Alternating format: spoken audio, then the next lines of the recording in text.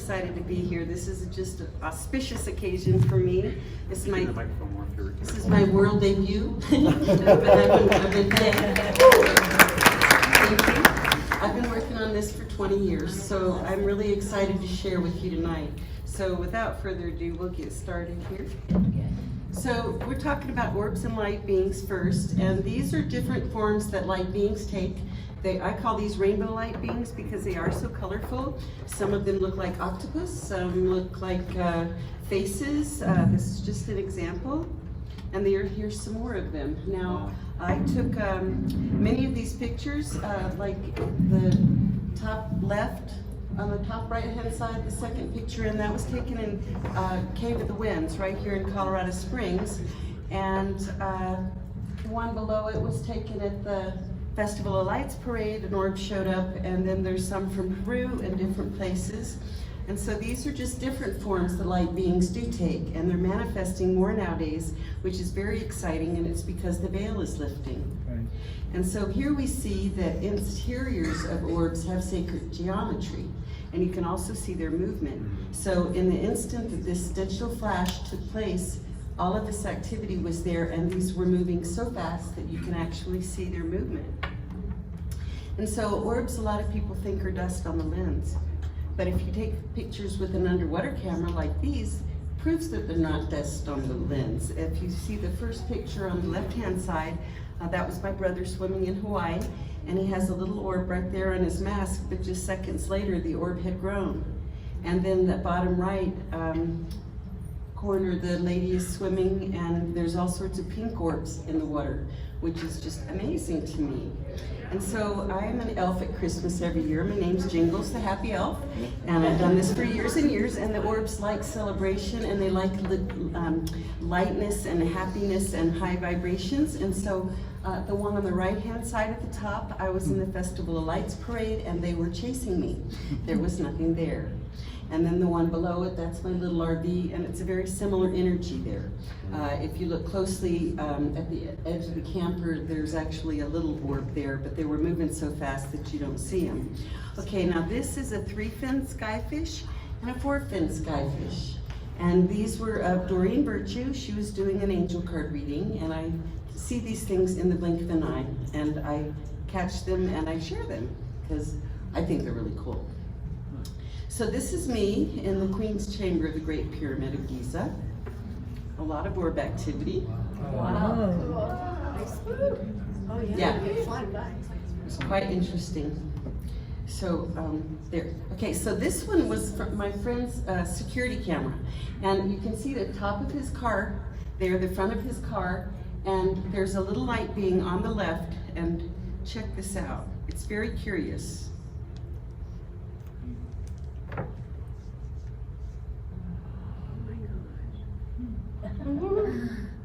These things are intelligent, and they're communicating with us, and they want to be seen.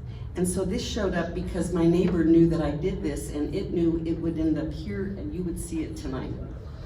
How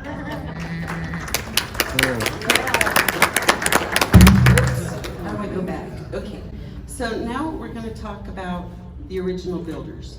Now this is part of Utah. And doesn't that look like a pharaoh? Yes, it does, yes. And it's just amazing because, okay, so this is showing some more of what I'm going to be talking about. On the left, you see Sacsayhuaman, Peru, and it's got zigzags. And at the right, that's the Grand Canyon. At the bottom of it, you see the zigzags. Now this is an aerial view of Sacsayhuaman. The pictures on the sides are from Mars. The original builders came from Mars, came down to the planet, they messed up their atmosphere, they came down here and terraformed our planet. Okay, so the picture at the left is of Mars on the bottom, and the picture on the right is of Sedona, Arizona. Identical. Okay, now the Moai in Easter Island are very well known, and the ones on the right top side, those are from Chile. And the ones on the bottom left, Indonesia, and the one on the bottom right, Egypt. Interesting. I took that one in Egypt and I went, what? That's pretty cool. Okay, so, and then I talk more about the age of Giza Plateau and everything there. There is, you can see, these megalithic blocks at the bottoms of the pyramids, people don't know much about. They don't see them. They have not seen this because the antiquities police and everybody else don't want you to know how old this stuff really is, but it's ancient. And these are different entrances to the pyramids that a lot of people don't even know exist.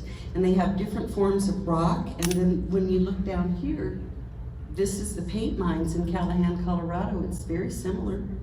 And people think that the only way to get into pyramids is through those entrances. Those were service entrances. The real entrances are through shafts and other things. And these shafts are amazing, and people think the pyramids were some great feat, but underneath one of them, there's even 10 miles of tunnels, and that's more of an interesting thing for me than anything. I mean, I just love this stuff. And here's just some, I think there's a couple of orbs in this temple.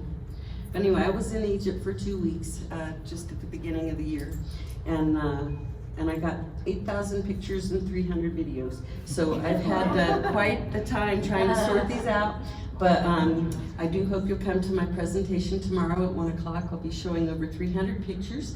If you go into the atrium, I have a photo gallery there. I've been working on this for 20 years, so I'm very excited about this. I have 6 books out.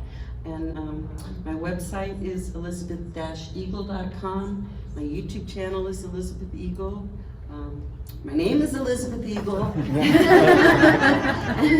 And that's about what I have to say. So does anybody have any questions? Got about 2 minutes? Yes. Do you know Robert O'Connor and the trip that they took down the stairs from the top of the Great Pyramid on the inside? I'm not familiar with that. I'll tell you but I traveled with Freddie Silva, and he said that there are 7 different pyramids inside the Great Pyramid. And tomorrow I'll show you that the inside of the pyramids, I went into 5, that they look like caves. There's no block rocks there. And so they were built long before the Egyptians. And yes? Oh, sorry. So when you capture orbs, are you able to see them yourself? Or? Rarely can I see them without a camera, but I've met so many people that can. Yeah. And so as the veil lifts, I see them all the time, like in movies. And you know, I've got examples that I'll show you tomorrow. Kurt Russell, Samuel Jackson with orbs around them. But with my naked eye, only the biggest and the first time I was out looking for UFOs, calling them in, and a huge orb, well, it was the size of a baseball, bright shining white, came out through to the tree line, took a 90-degree turn, shot down through the tree line, another 90-degree turn, down. That was my first orb experience. Yeah. And since then, it's just increased and increased. And what's so wonderful is when I share, other people share their pictures with me. And that just means the world to me. And then people that haven't ever seen them before, they go back and look at their pictures and they're all excited, look what I found. Yeah, and it's cool because once you see them, you don't not see them anymore. Right. Yeah. Anybody else? Yes. Have you heard anything about the Grand Canyon Yes. artifacts down there? Yes, in 1909, I believe he was Kincaid. He was on an expedition that was paid for by the Smithsonian Institute, and they found a cave that 40,000 people could have lived in, and there were mummies, and there were Buddhas, and there were temples, and they took everything and covered it up, and now it's a no-fly zone, and the Smithsonian Institute is an arm of the government and is about disinformation. And there's also things about the giants and the elongated skulls that I'll cover tomorrow. You know, these guys are pretty tricky. They want to keep people, you know, asleep, not ascended, so that's why we're all here today. I'm about out of time. Got room for one more question. Anybody? Thank you so much for listening.